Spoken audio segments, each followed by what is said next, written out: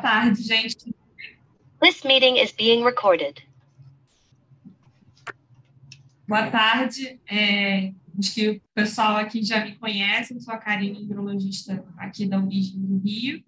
E como a gente conversou na semana passada, a nova RDC ela tem material para a gente falar ainda durante muito tempo, porque semana passada o Dr. Bruno deu uma visão geral em relação a uma série de aspectos que ela veio trazendo. Alguns são novidade, outros são coisas novas que a gente vai ter que correr atrás.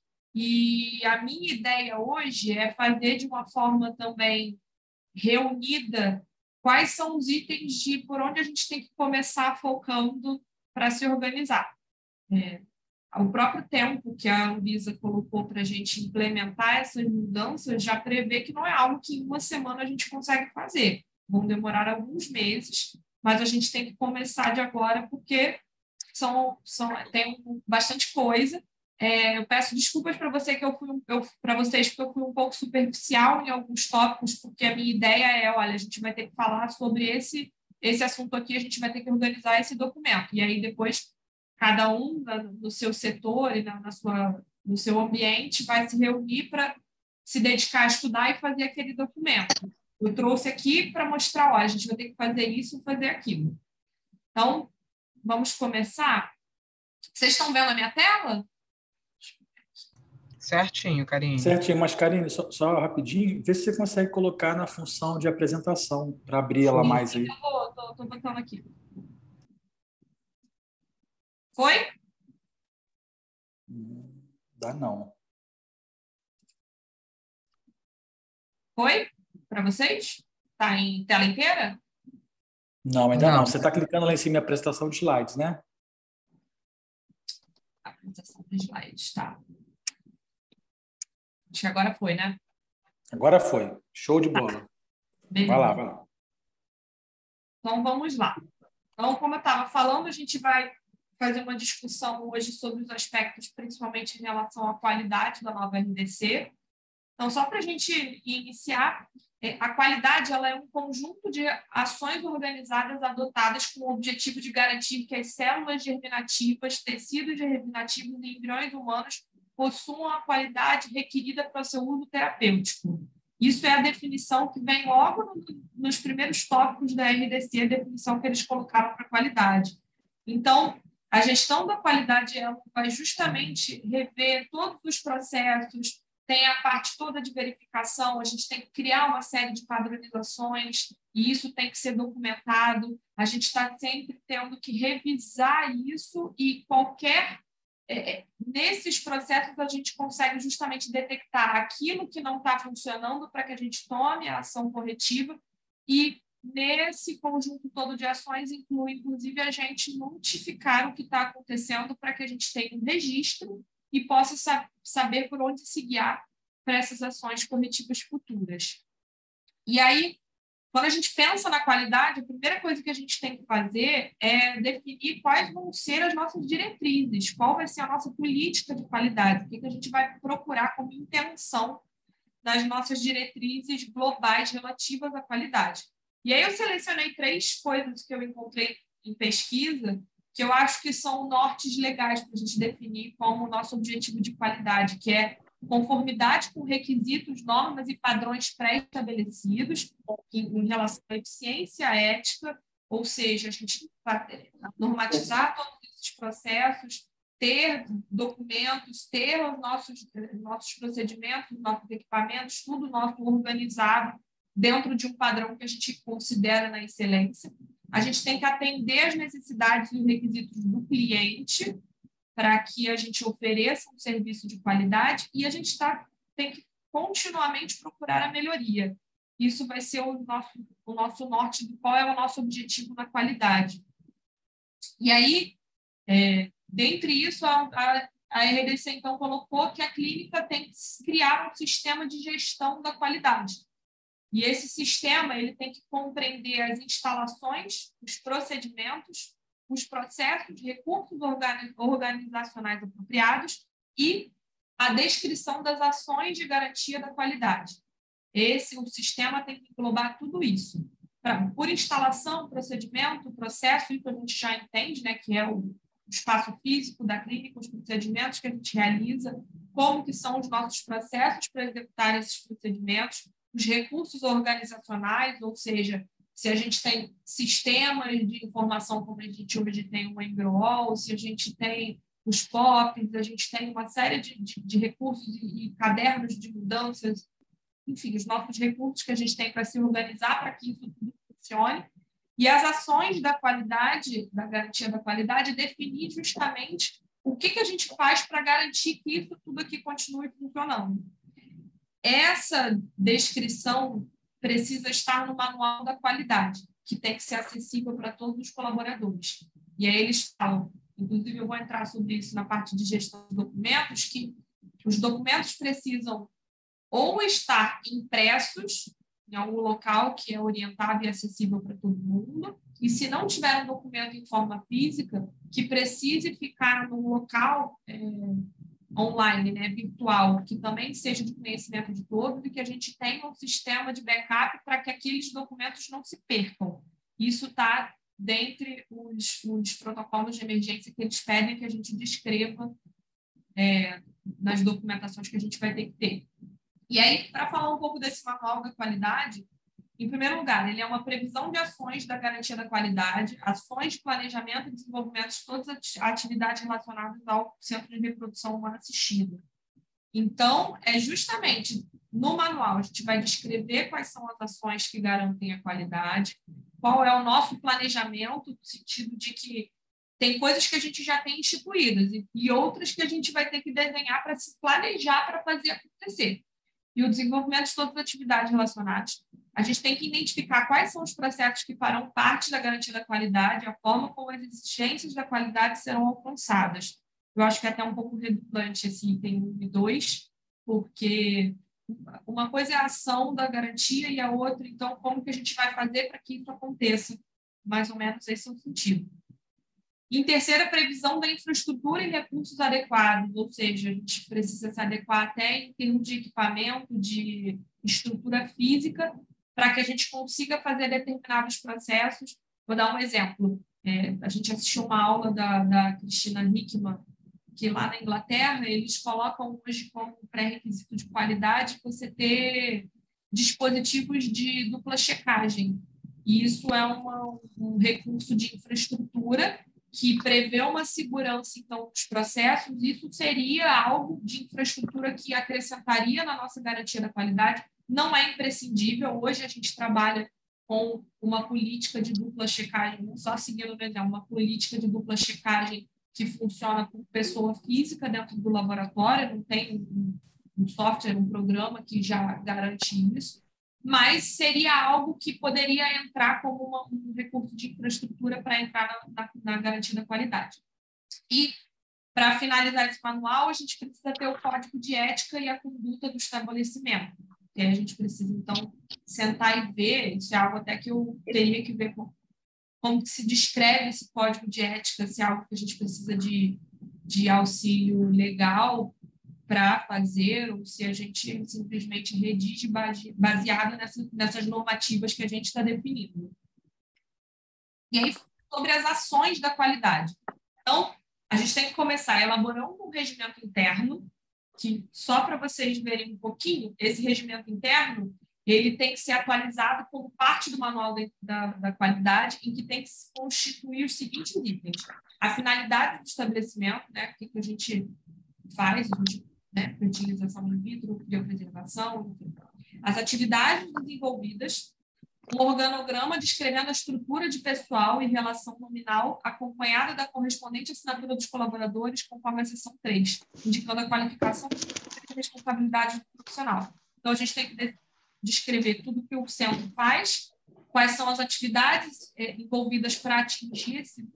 A gente, por exemplo, a gente faz congelamento de óvulos, então as atividades, a gente realiza controle de pacientes, a gente faz punção ovariana, a gente tem um laboratório que faz o congelamento e a manutenção dessas amostras, utilizando como um exemplo. E aí o organograma, então, toda a equipe que compõe a clínica e com os nomes e com a assinatura de todos. Isso vai precisar ser algo acessível para todo mundo que faz parte da equipe. Aqui também não está descrito, mas eles também falam que no regimento interno tem que estar descrito quem são os responsáveis por diversas novas funções, que eu vou falar um pouco mais lá para frente na parte de pessoal. Mas seguindo aqui nas ações da qualidade, a gente tem que, então, definir os treinamentos e processos de capacitação para as coisas que a gente realiza, tanto para os processos que a gente já faz, quanto até nessa questão da qualidade. A gente precisa treinar e capacitar o corpo clínico, toda a equipe, para que se enquadre nessas nossas atividades que garantem a qualidade. A gente tem que realizar os controles necessários relativos a processos, equipamentos, materiais, reagentes, sistemas informatizados, fornecedores, validações, qualificações e calibrações. Então, todo o processo, todo o equipamento, tudo que faz parte da clínica precisa estar documentado e constantemente controlado. As validações dos processos e monitorização constante, ou seja, tudo que a gente faz precisa estar validado, e isso está muito a ver com o plano mestre de validação. Hoje a gente tem um esqueleto de um plano mestre para o laboratório, mas eu entendo que isso é algo que precisa ter para os diversos setores da clínica, que envolve todos os processos que acontecem dentro da clínica. A gente tem que implantar um sistema de gestão de documentos. Esse tem um capítulo falando sobre, uma seção da RDC falando sobre a gestão de documentos, do que é, que envolve toda a descrição de onde vão ser mantidos esses documentos que comprovam os processos que a gente faz, os controles de qualidade, os processos de validação. Então, a gente tem que ter um sistema de gestão de documentos que eu não vou entrar muito nisso, porque eu acho que é algo que, assim, a gente está sentando hoje numa reunião para se adaptar à nova RDC. Vai chegar um dia que a gente vai sentar para falar sobre o sistema de gestão de documentos e o que a gente precisa fazer para ter isso funcionando na clínica. A gente tem que ter nossa política de segurança, tem que já é algo que já acontece, mas a gente precisa se enquadrar dentro dos padrões deles em relação a como é que isso funciona, e isso tem que estar documentado. A gente precisa realizar auditorias internas que constantemente estão verificando todos esses processos que a gente está fazendo, e isso precisa ser documentado, esse processo de auditoria. E a gente tem que definir regras de biossegurança e higiene. Se isso não está descrito em hipótese, pode ser feito. Então, também nessa documentação. Karine, a gente não está te ouvindo agora. Só um minuto. Melhorou? Essa aqui, a Flávia, deu uma alteração no preventivo. Como eu não tinha o número da carteirinha, eu preciso para a gente fazer pedido. Eu acho que é porque tem outra pessoa com o microfone ativo. Aí a justificativa é 53 anos, citologia isso, colposcopia negativa. Isso tem que escrever lá no justificativo material. Canal endocervical e colo uterino, entre parênteses, canal endocervical mais ectocene. Eu acho que tem gente ligada. Aí, só que tem que avisar para ela, né? Teve uma alteração e eu vou pedir esse exame complementar. Provavelmente ela vai querer falar comigo, mas tem que fazer isso aí, tá? Aí a gente já... Doutor Esther, seu áudio está ligado. Ai, desculpa. Eu tô ouvindo, tá, gente? Mas é que... Desculpa. Deixa eu ver. Oi, vocês estão me ouvindo agora? Sim. Agora voltou. Online. Vocês estão me ouvindo? Não, eu caí aqui também. Agora estou ouvindo. Voltou, eu acho.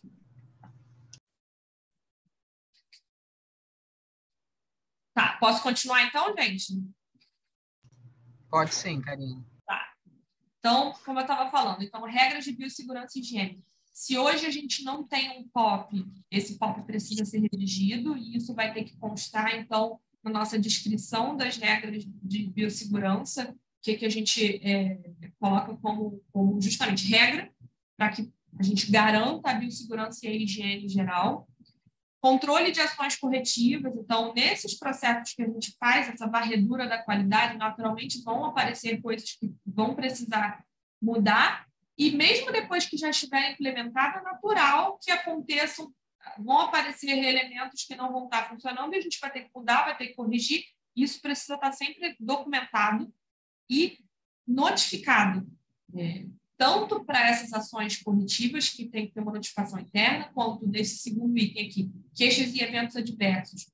Então, pelo que eu entendi, procedimentos que aconteçam que tem algum problema, que tem alguma questão com pacientes que vieram fazer procedimento e teve um evento, alguma coisa que foi fora do nosso controle, isso precisa ser notificado. A Anvisa agora até colocou na RDC uma plataforma que eles criaram para fazer essas notificações que vão entrar não só para esses eventos adversos gerais, mas tanto também na questão da biovigilância, que eu vou falar um pouco depois. E tem que ter o controle de mudanças. Tudo que a gente mudar precisa estar documentado do que, olha, esse processo era assim, a gente fazia assim, agora vai ser assado, a gente precisa documentar quando fizer qualquer tipo de mudança em relação à nossa rotina.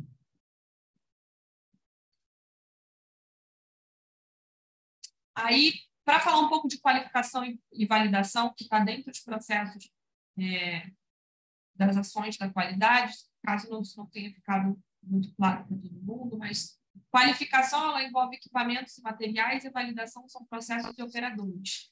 E isso precisa acontecer tanto procedimentos que já são feitos e que a gente já tem um resultado compatível com a referência da literatura, a gente faz a validação retrospectiva, a gente não precisa fazer uma validação que a gente chama concorrente, só que se a for instalar qualquer procedimento novo, qualquer mudança que a gente ainda não tem comprovado que aquilo ali tem um resultado eficaz, a gente precisa primeiro validar para depois instituir. Isso precisa estar constantemente sendo revisado e revalidado, todo o processo e a qualificação, assim, imagina que a gente tem um equipamento que é qualificado, mas a gente precisa garantir que ele continua qualificado para funcionar. Então, por isso que a gente tem todas as manutenções, tem todos os documentos em relação a esse, para provar que esses equipamentos continuam funcionando e os nossos processos continuam funcionando também, pelo que a gente comprova na validação. Sobre a questão de pessoal, isso é uma coisa que a gente vai começar vendo, a gente tem que definir alguns responsáveis na clínica. Então, a gente tem que ter um responsável legal, que pode ser da instituição onde ele está instalado, mas não precisa ser alguém que faça parte do corpo clínico, pelo que eu entendi. O responsável técnico, esse é o profissional que precisa ser da área da saúde e é ele que vai definir e coordenar as atividades do centro de reprodução. Então, o responsável técnico aqui coordena. Tem o responsável pelas ações da garantia da qualidade e o responsável técnico e esse da garantia da qualidade não podem ser a mesma pessoa, precisam ser responsáveis diferentes. O responsável médico que coordena as atividades médicas do estabelecimento, o responsável pelo processamento do sêmen, um responsável pelo processamento da embriologia e um responsável pelas ações da biovigilância. Sendo que esse da biovigilância, pelo que eu vou falar, é um pouco mais fragmentado. Assim. Então, o responsável pela qualidade, isso aqui é um tópico que eu achei interessante, ele tem que ter, para a gente eleger alguém responsável da garantia da qualidade aqui, ele precisa ter qualificação no tema. Tem que ter algum curso, alguma comprovação de que a pessoa está habilitada a realmente ser aquele que vai realizar o controle, né, a responsabilidade da qualidade. E o responsável técnico, a gente precisa nomear um substituto, alguém que também tem as mesmas características, nível superior na área de reprodução humana, na área da saúde. Então, isso é algo que a gente precisa pensar também. Sobre o responsável da biovigilância, a gente começa falando o que é essa biovigilância, porque eu confesso que eu também fiquei um pouco perdida e fui um pouco atrás.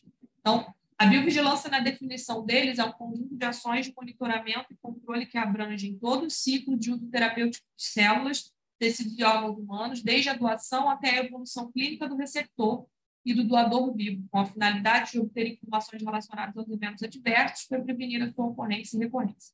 Ou seja, a biovigilância está entrando muito mais nesse processo de doação e recepção, que no caso tem de óvulos, espermatozoide e embriões. Então, a biovigilância vai ser esse processo da gente vigiar, notificar e corrigir, né, ter ações corretivas em cima de eventos envolvendo esse processo de detecção de doadores, da extração das células de formação dos embriões, da manutenção desse material e depois da distribuição. Então, as ações de monitoramento vão desde a seleção do doador, a extração do material, preparação, conservação, controle e distribuição do órgão, tecido ou célula.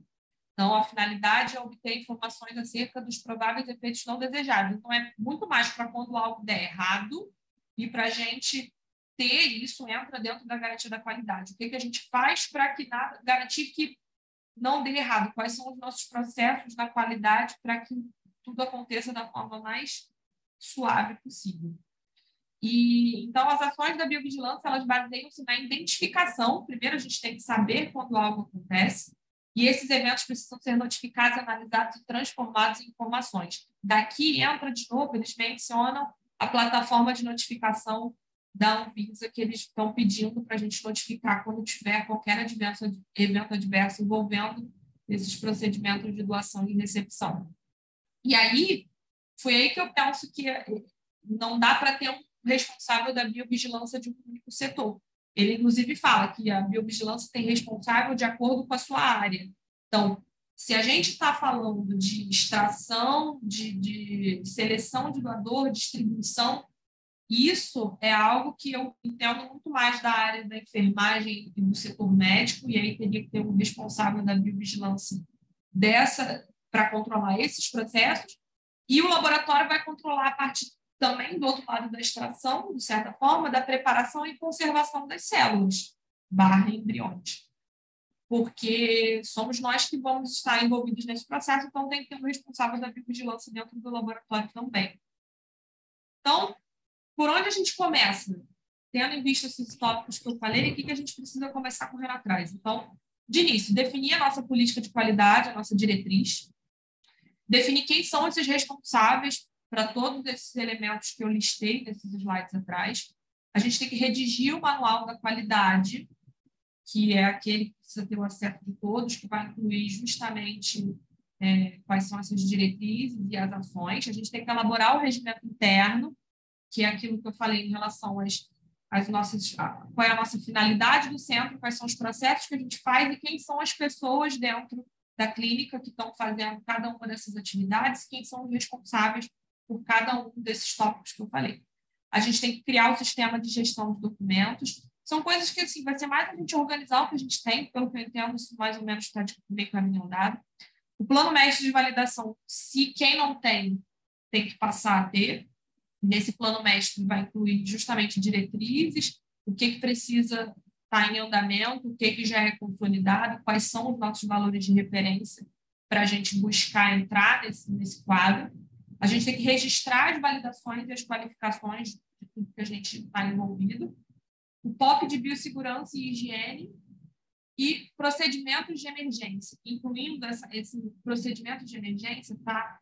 Dentre as atividades da qualidade, eles falam sobre a gente justamente descrever o procedimento de emergência, tanto para emergência física quanto hacker. Às vezes a gente tem uma série de informações virtuais, a gente tem que ter uma plataforma que garanta essa segurança, e eles falam que os nossos procedimentos de emergência precisam vir descritos no termo de consentimento das pacientes, para caso tem uma emergência, para onde vão as nossas amostras congeladas? Imagina que tem um incêndio na clínica, para onde a gente vai levar? Se tem um incêndio na clínica, o que vai acontecer com essas amostras? Isso precisa estar descrito no nosso termo de consentimento, então isso é algo que a gente precisa se adaptar, se não está no nosso termo hoje. Bom, acho que é isso em relação aos nossos primeiros nortes em relação ao que a gente vai fazer agora. E é isso. Sei que foi um pouco superficial, mas tentei falar um pouco e daí a gente vai se aprofundando. É tudo isso, né, Karine? Não é só isso. Tudo isso. É tudo isso, né? Não, muito bom, Karine, muito bom. Alguém quer fazer alguma pergunta? Alguém quer colocar alguma coisa? O pessoal que está aí na sala.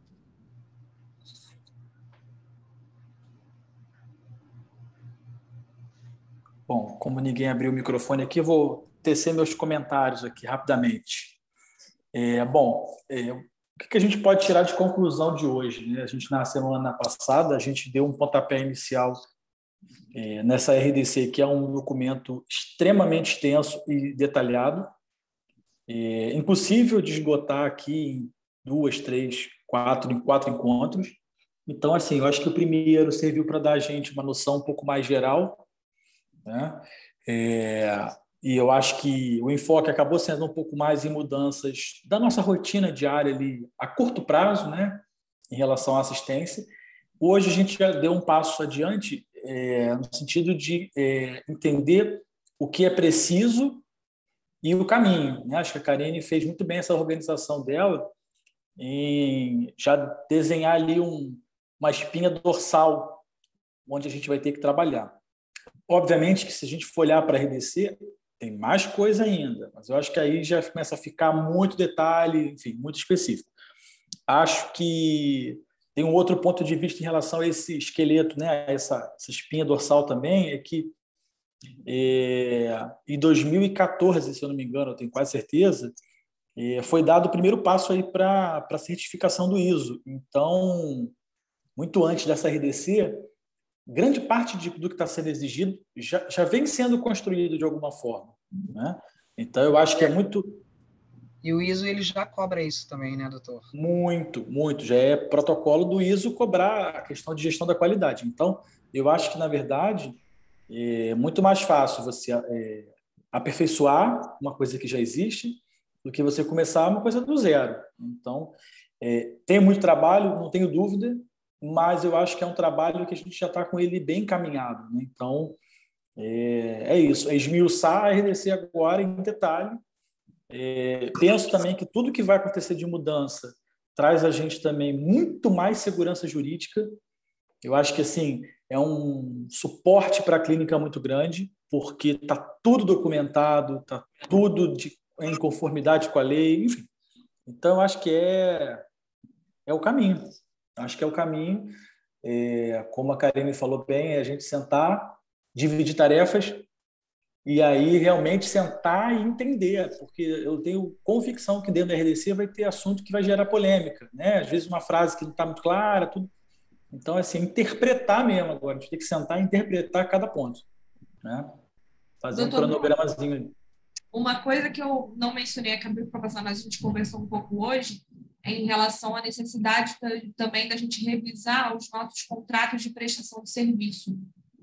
Isso está dentro também das regras da qualidade, da gente estar todo mundo, que nem a questão da importação de sêmen, que a gente não tem o menor problema em comprar sêmen de uma empresa que importa. Nós não somos a empresa importadora, mas a gente precisa ter toda a documentação de que eles estão dentro daquelas normativas que a Anvisa colocou nessa RDC, que eles estão cumprindo todas essas regras, e isso vale para todos os prestadores de serviço da gente. Então, acho que cada um, no seu espaço, vai ter que revisar esses contratos, porque é uma coisa que eu acredito que a Anvisa vindo, eles vão cobrar para ver como é que estão esses contratos. Você vê ali, Karine, que de alguma forma eles já estão cobrando a LGPD também, que é a Lei de Proteção de Dados, né, dos pacientes. Então, e entra também a parte com os fornecedores, né? Então, você vê que já entra aí também. A gente teve a revalidação agora da ISO, então, várias coisas que você mencionou ali, Karine, hoje já tem. Então, por exemplo, o profissional, o responsável técnico. Hoje, o Dr. Marcelo já assina como responsável técnico da clínica. Então, já é cobrado isso, né? Então, a gente já tem ali, acho que foi o que o Dr. Bruno falou, acho que realmente é sentar, estudar, vão ter vários pontos ali que a gente ainda não tem, e a gente vai ter que ver como que é.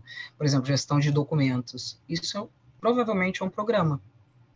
Tem, porque já tem, outras empresas já têm um programa de gestão de documentos. Então, isso a gente vai ter que realmente adequar aqui na clínica, né? E que todos tenham acesso a isso. Sim. E complementando o que a Karine falou também, essa questão, assim, na aula, no encontro anterior, eu estava falando sobre essa substituição de nomenclatura, né? Ou seja, o foco da RDC não é mais o banco de célula tecido germinativo, agora é clínica de reprodução humana assistida. Então, isso mexe um pouco, porque quando você fala banco de célula tecido germinativo, pode ser inclusive animal. Você pode abrir essa janela para quem trabalha com animais, enfim. Tem nada a ver com a nossa prática diária. Mas quando você muda essa nomenclatura, você traz para dentro desse guarda-chuva, sim, as clínicas que importam óvulos, né, ou empresas que importam óvulos humanos, empresas que importam semi-humano. Então, acho que o que nós precisamos nos preocupar é essas empresas intermediárias, né, vamos dizer, elas estão cumprindo a norma? Eu acho que compete a gente isso, né? A gente vai ser quase como um elemento fiscal, né, ali, se eles estão cumprindo ou não, porque, assim, começar do nada realmente, a parte de importação é muito complexa, né? Mas a gente não precisa se preocupar com isso. Tá? Ei, Nath. Ei, Karina, tudo bem? Eu queria só falar algumas coisas, porque a gente está no mesmo processo aí de vocês, mas a nossa Anvisa aqui é um pouco mais, a nossa Anvisa não, a nossa Visa, né, é um pouco mais rigorosa do que no resto do Brasil inteiro. Então, elas já cobravam muito antes dessa RDC uma política de qualidade, um plano mestre de validação, né, uma validação, uma qualificação de equipamento, de processos. Então, acho que na parte do laboratório a gente está um pouco adiantado nisso daí, né? Então, o que essa parte da qualificação, né? A gente tem de todos os equipamentos, né? Tem a qualificação de instalação, que a Spectrum faz, depois tem a qualificação, né, da parte que você tem que verificar se o equipamento funciona da forma correta, e a gente faz isso com uma outra empresa. Isso aí não pega muito, não, porque acho que todo laboratório faz. Agora, o que veio de diferente, né, que veio contribuir para esse plano mestre de validação, acho que foi a parte de fornecedores. Porque, como a Karine falou, a gente vai ter uma qualificação agora dos fornecedores.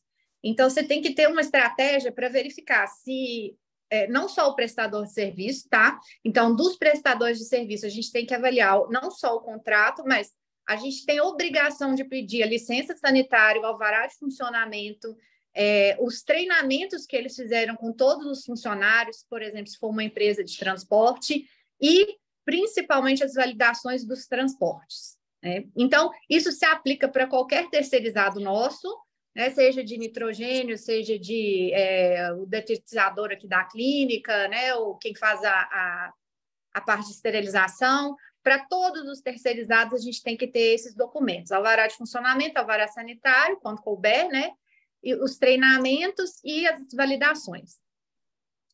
Quanto aos fornecedores, a gente tem que ter, a gente cria o nosso próprio plano, né, de qualificação dos fornecedores, então a gente vai ver a eficácia desse fornecedor, se a gente teve problema com a entrega, qual temperatura que os meios, por exemplo, tem que chegar, eles me dão rastreabilidade do meio durante toda a importação, eu tenho acesso a isso, como que é o controle de qualidade da temperatura desses meios? Quando chega à clínica, eu tenho que registrar essa temperatura que esses meios estão chegando, as condições da embalagem, se ele vem acompanhado do certificado de análise ou não.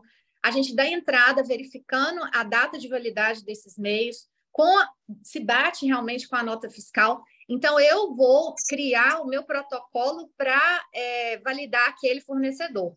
Então, isso aí não tem como a Anvisa te falar, olha, você não pode comprar desse fornecedor, a não ser que esteja bem ilegal, né?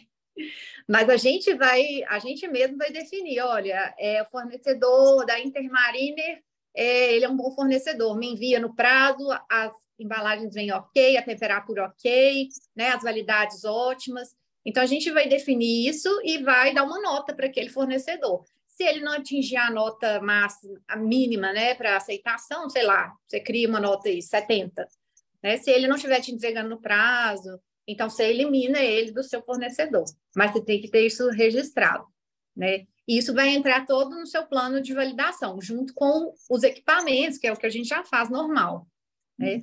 Fora as preventivas, né? Então tem que entrar todo o processo dos equipamentos, né? Da aferição de temperaturas por aquele determinado período de tempo. O que me preocupa mais nessa parte de qualidade é a exigência de comprovação de procedimentos que a gente já faz de forma rotineira, né?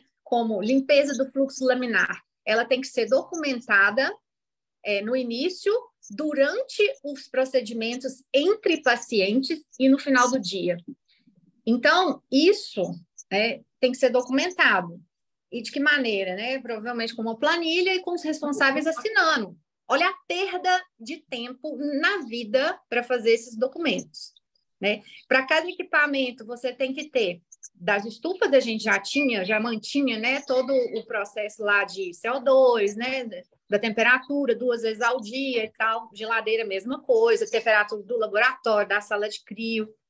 Então, elas vão criando processos intermináveis de documentação, né, sem pensar que o laboratório precisa funcionar, né? Então, além dessas documentações, a gente tem que ser embriologista também. Então, fica muito difícil a gente administrar isso tudo sem o auxílio, né, de um software, de alguma coisa com inteligência artificial que seja, né? Porque documentar essas coisas à mão, por exemplo, isso aí não tem como fazer, não tem como associar as coisas. Que mais?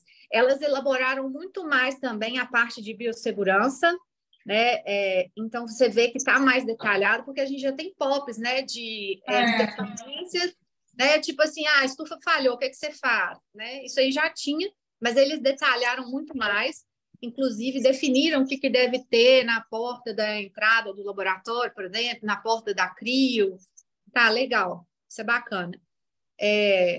Outra coisa que eu queria falar, deixa eu ver se eu lembro aqui, falei pouco, né? Mas, sobre eventos adversos. Isso tudo, eles até fizeram, a Anvisa fez um treinamento com um sistema novo deles, dessas equipes de biovigilância, para ver como é que ia funcionar o sistema e tal. E parece que a aceitação não foi muito legal, né? Porque é um processo que demora, que é muito detalhado, então você acaba tendo dificuldade para relatar o que aconteceu de evento adverso, né? Da própria CCIH, ou mesmo de eventos adversos do laboratório. Então, eles não tiveram uma aceitação muito alta, mas agora, sendo uma exigência, a gente vai ter que cumprir. Então, qualquer forma, qualquer evento adverso ou queixa técnica, a gente vai ter que registrar. E eu já até comecei fazendo isso, e vou te falar que é um saco mesmo. A gente teve um problema, como não, né, com o transporte de embriões de outra clínica para cá. Então, eu dei entrada na biovigilância sobre uma queixa técnica, né, sobre esse transportador que tombou o botijão, e a Anvisa até já me respondeu. Mas a gente tem que transformar isso numa rotina, né? A gente tem que entender que qualquer coisa que aconteça aqui, que saiu da nossa rotina, saiu do nosso padrão de qualidade, tem que ser reportado. E eles estão observando se a gente realmente está fazendo isso. Então, assim, numa transferência, né, que a gente usa POSI, que a gente usa esterômetro, nós vamos ter que começar a relatar como é feito, como evento adverso, para aquelas pacientes, né? Então, a gente vai ter que começar a prestar atenção no que pode dar errado na punção, o que pode dar errado na transferência. E se deu, né, eu vou ter que começar a reportar isso, né? Às vezes, eu não sei como as meninas reportam isso na parte da enfermagem, né, de CCIH, onde entraria isso. Mas, quer dizer, agora está claro que é na biovigilância, né? Mas se seriam as enfermeiras, se seria o médico que teria que fazer esse relato. Então, ainda tem que estudar um pouco essa parte. Mas eu acho que a gente já está bem encaminhado nessa parte de... Mas, como a Karine falou, a gestão de documentos que eu acho que vai ser um pouco mais elaborada, porque é uma coisa mais nova aqui para nós, pelo menos, sabe? A gente ainda está... a gente tem o sistema, né? Mas a gente ainda faz muita coisa em papel. E guardar 20 anos papel é um negócio complicado. 20 anos.